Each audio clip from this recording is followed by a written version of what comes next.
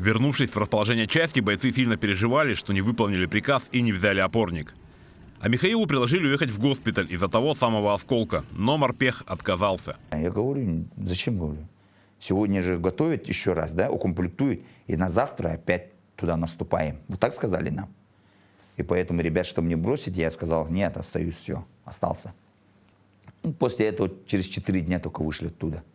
Но оттуда вышли, с этого места, и приехали Нулевку, потом Старомайорск обратно нас везли, а потом командиры, полковники приезжали там, короче.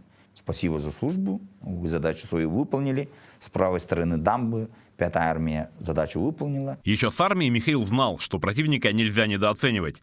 И в боях на Украине убедился, что с той стороны воюют обученные солдаты, а не просто люди, набранные с улицы. Не, они наемники были вообще, готовые. Вот видишь, танки ехали, танки подбили.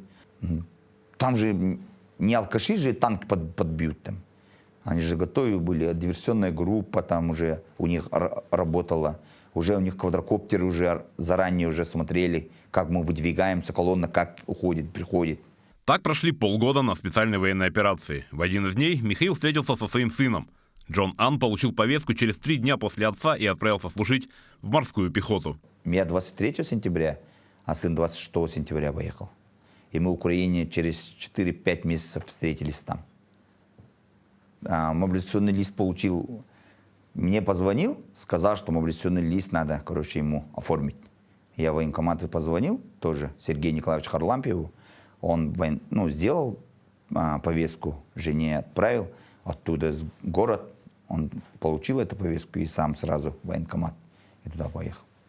Он тоже служил в морской пехоте, разведывательном батальоне служил. Еще контракт подписал, когда во время службы, и на Горном Карабахе был участник контингента на Горном Карабахе, миротворческой операции.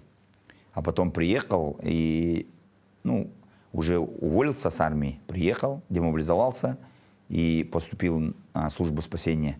Я с сыном встретился, и, сын все равно матери сказал, что надо все равно батю оттуда отозвать, потому что, если честно, он сказал, мне мешает.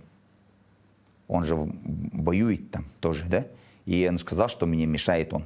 Все время думаю об отце, как он будет, как наступает, что там случилось, ранен, живой. Там все время думаю, и из-за этого меня напрягает, говорит. И на это настраиваться не могу, говорит.